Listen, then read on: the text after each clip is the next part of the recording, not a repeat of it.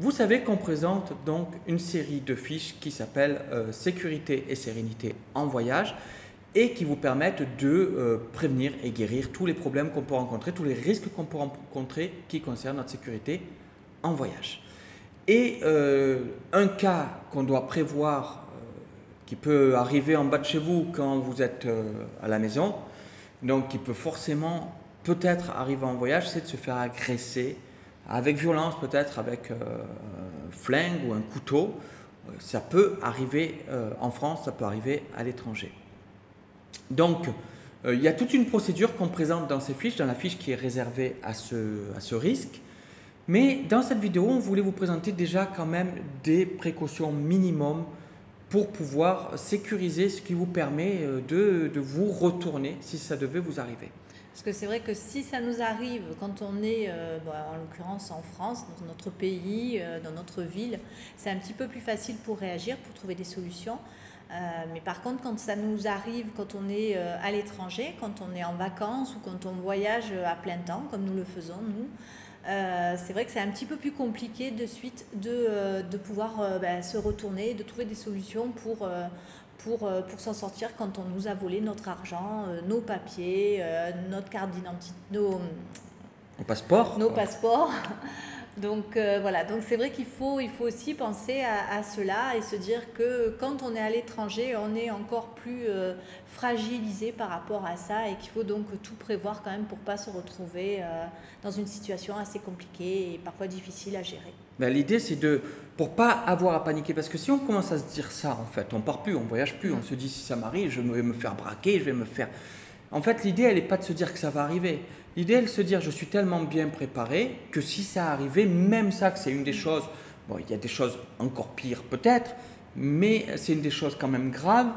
Mais même ça, je l'ai préparé et donc je suis serein parce que si ça arrive, je sais que je peux me retourner. J'ai prévu une solution, même pour ça, à travers justement... Arriver à garder son sang-froid. Exactement, arriver à savoir quelle procédure il faut suivre, voilà. comment on gère ça, l'avoir justement plus que lui, d'avoir vraiment coché pour prévenir les risques et d'avoir toute la procédure si ça arrive pour se retourner, savoir comment on fait pour la plainte, comment on fait pour ceci, cela.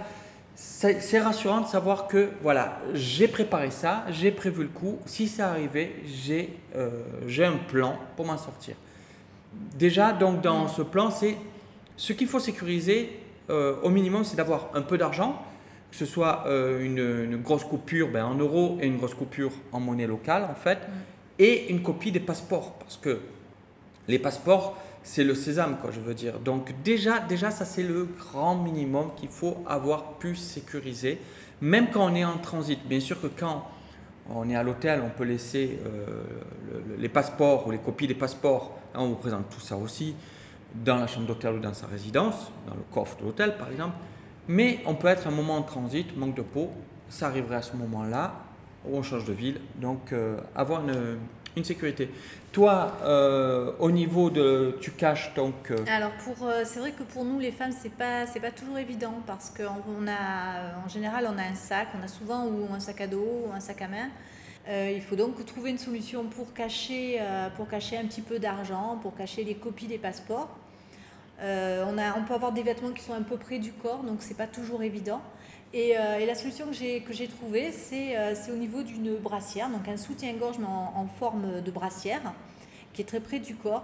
Et il y a une petite ouverture au niveau, juste en dessous, sous le bras, il y a une petite ouverture.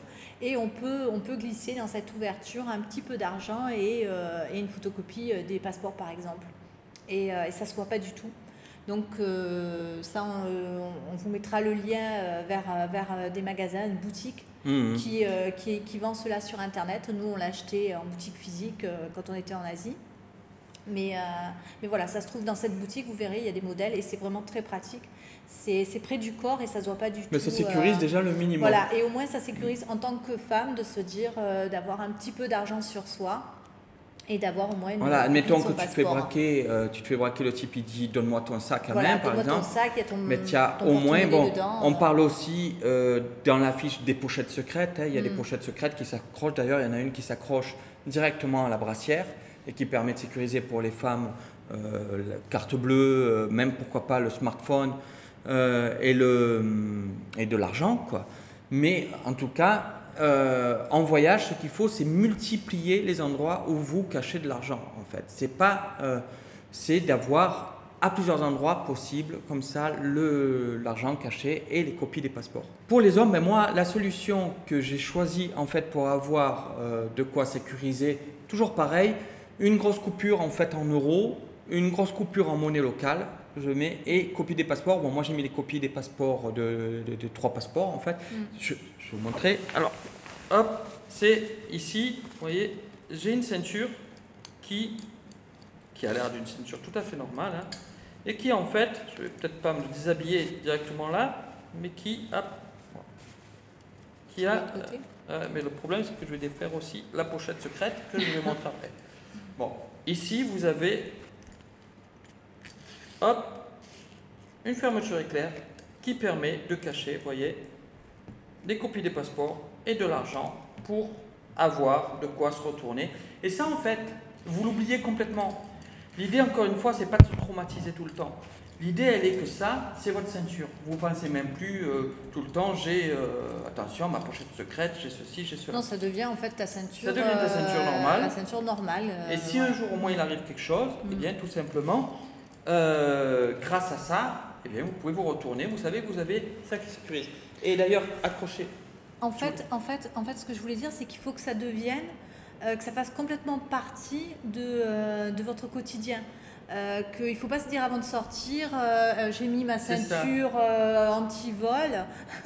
Non, j'ai mis ma ceinture comme d'habitude, la ceinture de mon pantalon, de mon Bermuda. Voilà, il faut que ça soit des automatismes pour que ça se passe tout naturellement, pas l'oublier. Après, ce que je voulais montrer aussi, c'était qu'il y avait la pochette secrète. Alors, c'est pas celle que je conseille du tout.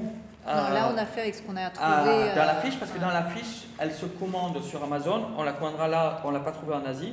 Vous voyez, sous la pochette du pantalon, vous pouvez avoir, et vous pouvez mettre même le smartphone, hein, vous pouvez avoir une pochette comme ça qui est accrochée justement à la ceinture et qui se cache sous le pantalon avec une carte bleue toujours de secours. Il faut toujours avoir plusieurs cartes bleues, c'est important aussi. De toute façon, quand on voyage, il ne faut pas partir qu'avec une seule carte bleue. Hein. Il faut en avoir voilà, exactement. Déjà vous êtes sûr qu'il n'y a pas de problème au moins. Déjà deux minimum. Voilà, et donc caché sur le pantalon, accroché à la ceinture, hop, vous avez une pochette comme ça, vous avez le passeport justement quand vous voulez. C'est surtout, on parle quand c'est surtout en transit, quand vous êtes dans des endroits où vous êtes moins sûr. Quand vous êtes à l'hôtel et que vous descendez au restaurant, vous n'avez pas besoin de faire tout ça. De toute façon, le passeport, il reste par exemple dans le coffre de l'hôtel, l'original. Bon, on parlera dans une autre occasion du problème du passeport. Mais bref, voilà, vous avez par exemple de l'argent dedans, dans cette pochette, vous avez votre smartphone, vous avez une carte bleue et hop, c'est sécurisé sous le pantalon. Vous voyez, comme ça, on arrive à avoir plusieurs endroits où c'est sécurisé, c'est-à-dire que ça aussi, on détaille tout dans la fiche. Mais vous avez par exemple un sac banane, ce que j'ai moi, hein, c'est peut-être un peu ringard, mais en attendant c'est pratique en voyage parce que c'est discret. Il ne faut pas en prendre un truc énorme qui est dehors avec le gros trousseau de clés et attaché, c'est pas ça le truc. Le truc c'est d'avoir le sac banane, je vous montrerai là aussi dans une autre vidéo où on parlera des pickpockets, mais c'est de l'avoir sous le t-shirt. Et si par exemple vous vous faites voler, eh bien il y a une procédure, vous savez que dans ce sac banane, vous avez ce qu'il faut entre guillemets à donner à la personne. La personne elle sait que vous avez un smartphone, on parlait dans une autre vidéo d'avoir un smartphone à bas prix. Voilà, vous avez un smartphone à donner. La personne, elle sait que vous avez une carte bleue. Dans ce sac banane, vous avez une carte bleue que vous pourrez bloquer à distance. On en parle aussi. Et vous avez, par exemple, un peu d'argent. Un petit peu d'argent. Au moins, la personne se dit, voilà, il m'a donné son sac banane ou il m'a donné tout ce qu'il y a dedans. Basta, quoi, en fait. Du coup, vous pouvez plus facilement sécuriser le reste. Si vous demandez le passeport, vous avez la copie du passeport dans le sac banane. Vous dites que le passeport est à l'hôtel, même si vous l'aviez sur vous camouflé. En gros, voilà pas mal de trucs déjà qu'on vous conseille. Il y a une procédure là aussi en cas d'agression, il y a une procédure à suivre après qu'on détaille dans la fiche. Il y a d'autres astuces qu'on vous donne pour se prévenir, mais je crois que ici déjà, ça sera déjà bien pour être un peu l'esprit tranquille et pas pour pas avoir peur en voyage, qui vous arrive ça, ce qui ne devrait jamais vous arriver, Mais même dans ce cas-là, eh bien, vous êtes sécurisé. Donc, vous retrouverez juste en dessous de cette vidéo les liens vers le programme de nos fiches sécurité et sérénité en voyage. Comme ça, si vous êtes intéressé, vous n'aurez qu'à cliquer sur ce lien pour en savoir plus. Et puis on vous retrouve dans une prochaine vidéo. À bientôt. À bientôt.